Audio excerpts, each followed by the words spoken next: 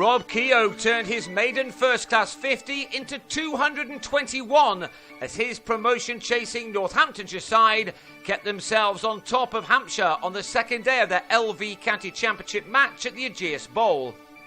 Keogh had already made 158 out of his side's 323 for 6 on day one, and his partnership for the 7th wicket with Matt Spreagle moved from 161 to 187 in the first half hour of the second morning. Spreagle was then out for Northamptonshire best of 76 when he nicked James Tomlinson behind to Michael Bates at 349 for 7.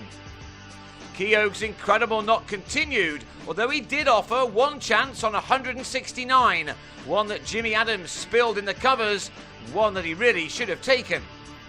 Who knows what was going through the 21-year-old batsman's mind? He has had limited chances in the first team this summer and is out of contract at the season's end. How this innings will change his career. It was, quite simply, a sensational performance and one which will be remembered by all of those who were lucky enough to witness it. He was on 186 when he lost Trent Copeland at the other end, his innings being ended on 14 by an outstanding leg-side catch from Bates, that being his 5th of the innings.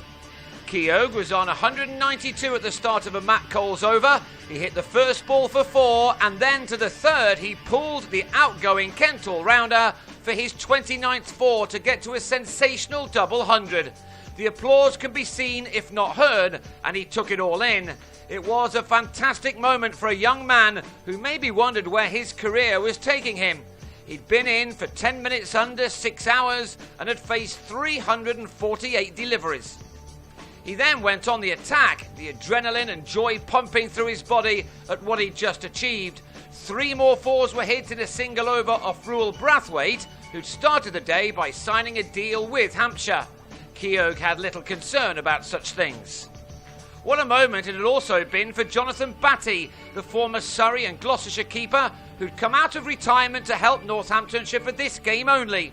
He'd been there for Keogh's magical moment before he gave Bates a 6th catch after making 12 runs in an hour.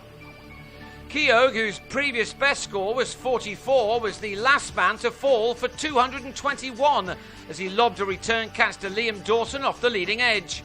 Having come in at 24 for 3, he left with his side all out for 438. Northamptonshire now put everything into getting some early breakthroughs with the ball, Stephen Crook perhaps trying a little too hard. But back on his feet, he ripped out Michael Roberts' middle stump, the batsman going for 8 at 36 for 1. But that was to be the only success for the visitors for some while on a good pitch, as Adams finally found some much-needed form along with Dawson. Northants are still favourites to go up, but will be keeping an eye on Essex, who began this game 44 points behind them, but with a game in hand. While they were going well at home to Worcestershire, Northamptonshire was struggling to do much with the ball either side of tee, as Adams and Dawson began to build a very useful partnership. Adams, who has 6 ducks to his name in the Championship this summer, secured his 4th 50 of the campaign too. This innings perhaps summed up his season.